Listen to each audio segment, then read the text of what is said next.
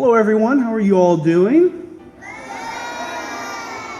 I am an author and illustrator. I have 3 books now, 1 chapter book and 2 picture books. It's been a long journey. It's been about 10 years of working on it. What's important about this book is this lays the groundwork.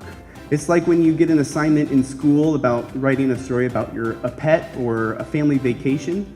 Those ideas can be a base for something else for you to build upon.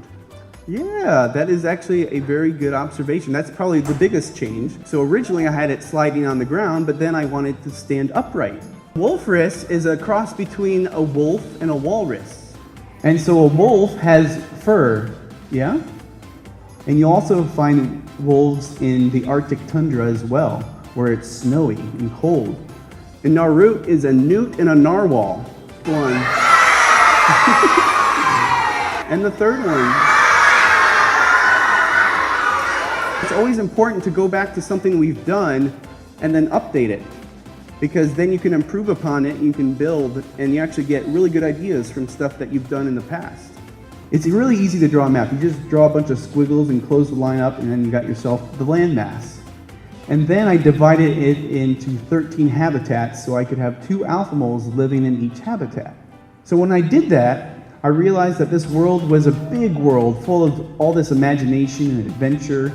I mean, you got beaches, you got Arctic tundra, you got marshes, you got mountains, you got grasslands, waterfalls. Meechers are the creatures of the Alphamals world.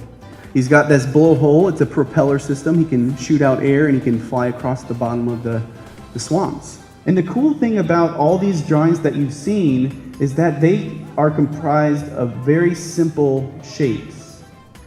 Who here has drawn a circle, or a square, or a triangle? Those are the building blocks to create whatever your imagination can come up with. So we're going to use these shapes, and we're actually going to create a meecher of our own as a group. You guys want to do that? Yeah! So what I'm going to do is I'm going to put a triangle somewhere on this piece of paper.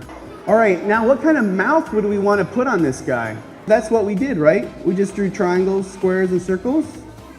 And we let our imagination take play and build these characters. So whenever we look at pictures, or we go to the zoo, or we read something, we take in information.